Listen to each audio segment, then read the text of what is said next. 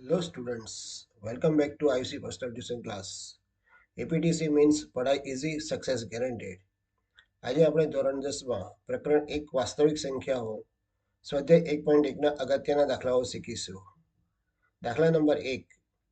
નીચેની દરેક સંખ્યાને તેના અવિભાજ્ય અવયવોના ગુણાકાર સ્વરૂપે દર્શાવો. પહેલું છે 140. 140ના અવયવ પાડીશું. 140ને 2 વડે ભાગવાથી 70 આવશે. 70ને 2 વડે ભાગવાથી 35 આવશે. 35ને 5 વડે ભાગવાથી 7 આવશે અને 7ને 7 વડે ભાગવાથી 1 આવશે. 140ના અવયવ લખીશું 2 ગુણ્યા 2 ગુણ્યા 5 ગુણ્યા 7 એટલે 2 ની 2 ઘાત ગુણ્યા 5 ગુણ્યા 7. જવાબને આપણે બોક્સમાં લખીશું 140 બરાબર 2 ની 2 ઘાત ગુણ્યા 5 ગુણ્યા 7. બીજી સંખ્યા છે 156. 156ના અવયવો પાડીશું.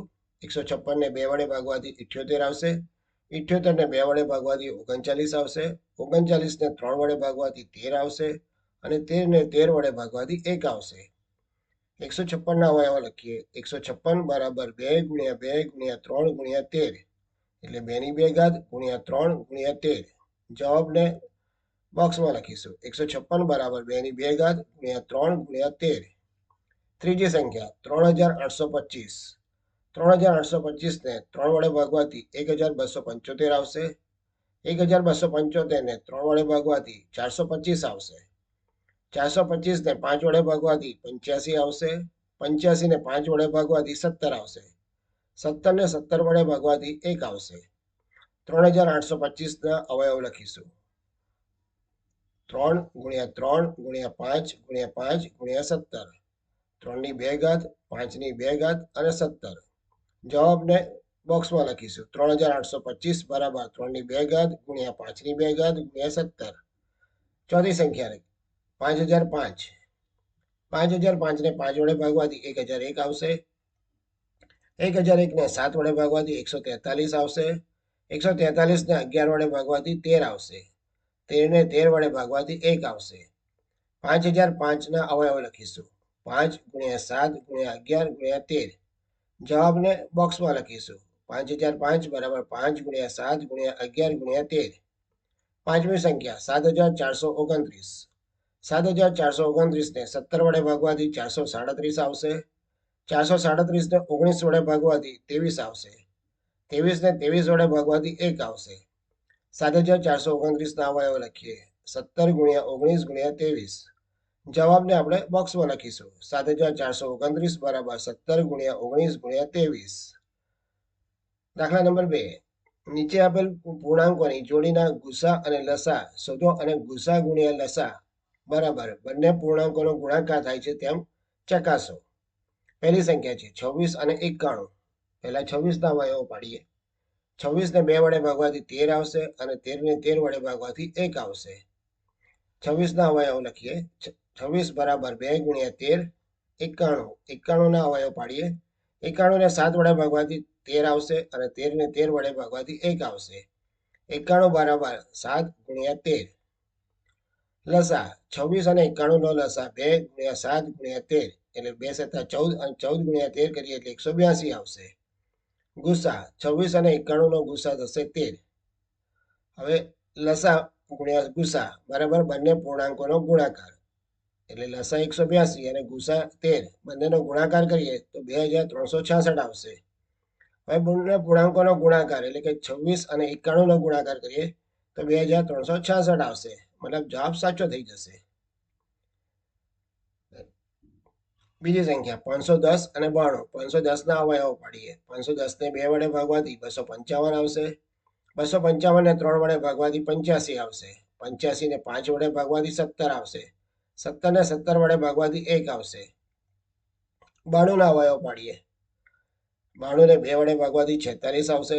46ને 2 વડે ભાગવાથી 23 આવશે. 23ને 23 વડે ભાગવાથી 1 આવશે. પહેલા 510ના અવયવ લખીએ 510 બરાબર 2 ગુણ્યા 3 ગુણ્યા 5 ગુણ્યા 17. 92ના અવયવ લખીએ 2 ગુણ્યા 2 ગુણ્યા 23 એટલે કે 2 ની 2 ઘાત ગુણ્યા 23. લસા 510 અને 92નો 2 ની 2 ઘાત ગુણ્યા 3 ગુણ્યા 5 ગુણ્યા 17 ગુણ્યા 23 બધાનો ગુણાકાર કરવાથી 23,460 આવશે. ગુસા 510 અને 92 નો 2 આવશે. લસા ગુણ્યા ગુસા બરાબર બંને પૂર્ણાંકોનો ગુણાકાર. લસા 23,460 અને ગુસા 2 બંનેનો ગુણાકાર કરીએ તો 46,920 આવશે. અને બંને સંખ્યાનો ગુણાકાર એટલે કે 510 ગુણ્યા 92 કરીએ તો પણ 46,920 આવશે. આમ ગુસા ગુણ્યા લસા બરાબર બંને પૂર્ણાંકોનો ગુણાકાર. ત્રીજી સંખ્યા 336 અને 54. 336 ના અવયવો પાડીએ. 336 ને 2 વડે ભાગવાથી 168 આવશે. 168 ને 2 વડે ભાગવાથી 84 આવશે. 84 ને 2 વડે ભાગવાથી 42 આવશે. 42 ને 2 વડે ભાગવાથી 21 આવશે. 21 ને 3 વડે ભાગવાથી 7 આવશે. અને 7 ને 7 વડે ભાગવાથી 1 આવશે. 54 ના અવયવો પાડીએ. 54 ને 2 વડે ભાગવાથી 27 આવશે. 27 ને 3 વડે ભાગવાથી 9 આવશે. 9 ને 3 વડે ભાગવાથી 3 આવશે. અને 3 ને 3 વડે ભાગવાથી 1 આવશે. હવે અવયવ લખીએ. 336 ના અવયવ. 336 બરાબર 2 ગુણ્યા 2 ગુણ્યા 2 ગુણ્યા 2 ગુણ્યા 3 ગુણ્યા 7 એટલે કે 2 ની 4 ઘાત ગુણ્યા 3 ગુણ્યા 7. 54 ના અવયવ લખીએ. 54 બરાબર 2 ગુણ્યા 3 ગુણ્યા 3 ગુણ્યા 3 એટલે કે 2 ગુણ્યા 3 ની 3 ઘાત. લસા 336 અને 54 નો 2 ની 4 ઘાત ગુણ્યા 3 ની 3 ઘાત ગુણ્યા 7. 2 ની 4 ઘાત એટલે 16 થશે. 3 ની 3 ઘાત એટલે 27 થશે ગુણ્યા 7. આ બધાનો ગુણાકાર કરવાથી 3024 આવશે. ગુસા 336 અને 54 નો 2 ગુણ્યા 3 એટલે કે 6 થશે. લસા અને ગુસા લસા ગુણ્યા ગુસા બરાબર બંને પૂર્ણાંકોનો ગુણાકાર. 3024 ગુણ્યા 6 એટલે કે 18,144 આવશે. હવે બંને સંખ્યા એટલે કે 336 ગુણ્યા 54 કરીએ તો પણ જવાબ 18,144 આવશે. આમ ગુસા ગુણ્યા લસા બરાબર બંને પૂર્ણાંકોનો ગુણાકાર. ઉદાહરણ દાખલા નંબર 3. નીચે આપેલ પૂર્ણાંકોના અવિભાજ્ય અવયવી રીતે ગુસા અને લસા શોધો. પહેલું 12, 15 અને 21. 12. 12 ના અવયવો પાડીએ તો 12 ને 2 વડે ભાગવાથી 6 આવશે. 6 ને 2 વડે ભાગવાથી 3 આવશે. અને 3 ને 3 વડે ભાગવાથી 1 આવશે. 15 ના અવયવો પાડીએ. 15 ને 3 વડે ભાગવાથી 5 આવશે. 5 ને 5 વડે ભાગવાથી 1 આવશે. 21 ના અવયવો પાડીએ. 21 ને 3 વડે ભાગવાથી 7 આવશે. અને 7 ને 7 વડે ભાગવાથી 1 આવશે. 12 બરાબર 2 ગુણ્યા 2 ગુણ્યા 3 એટલે કે 2 ની 3 ઘાત ગુણ્યા 3. 15 ના અવયવ લખીએ. 15 બરાબર 3 ગુણ્યા 5. 21 ના અવયવ. 21 બરાબર 3 ગુણ્યા 7. લસા 12, 15 અને 21 બરાબર 2 ની 2 ઘાત ગુણ્યા 3 ગુણ્યા 5 ગુણ્યા 7. 2 દુ 4 ગુણ્યા 3 ગુણ્યા 5 ગુણ્યા 7. 4 તારી 12, 12 પંચા 60 અને 60 ગુણ્યા 7 કરીએ એટલે 420. ગુસા 12, 15 અને 21 નો 3 આવશે.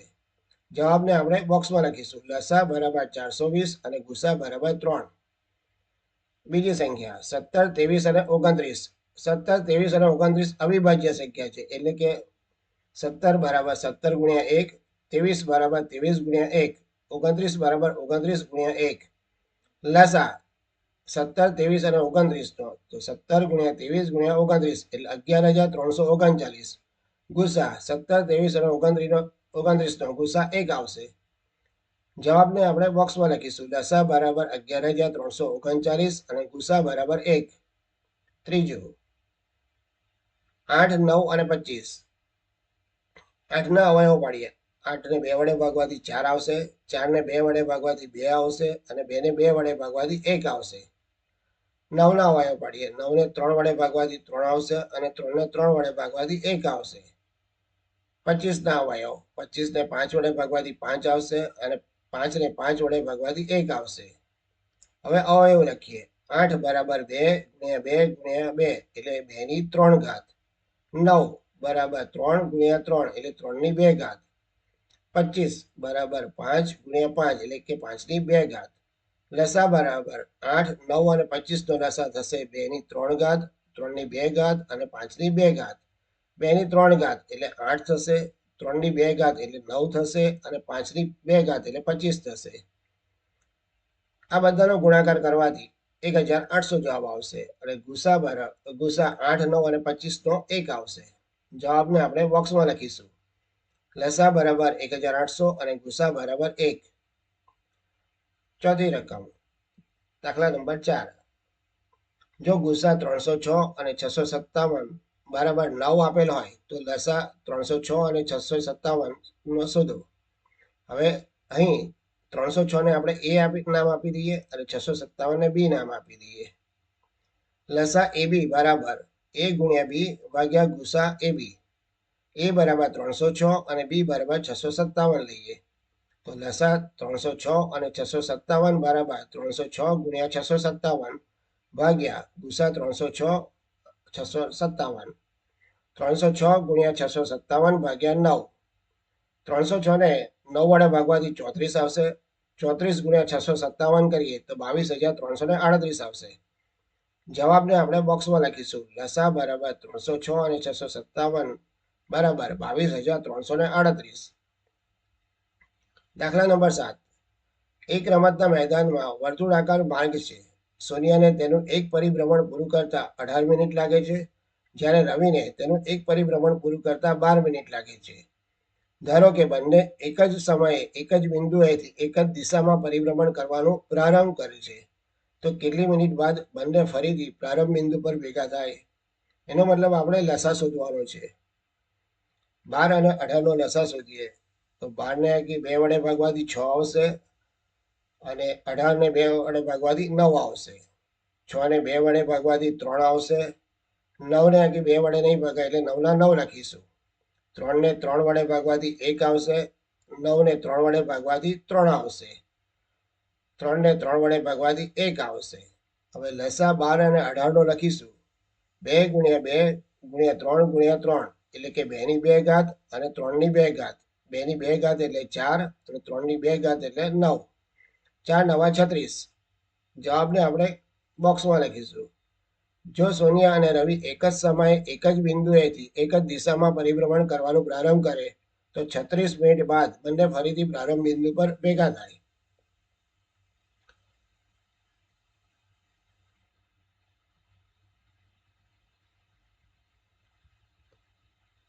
જો તમે આ ચેનલ પર નવા હો તો ચેનલને જરૂરથી સબસ્ક્રાઇબ કરજો, જેથી નવા વિડીયો તમને જલ્દીથી મળી જાય. અને ચેનલના વિડીયો તમને ગમ્યો હોય તો લાઈક અને શેર જરૂરથી કરજો. Thanks for watching.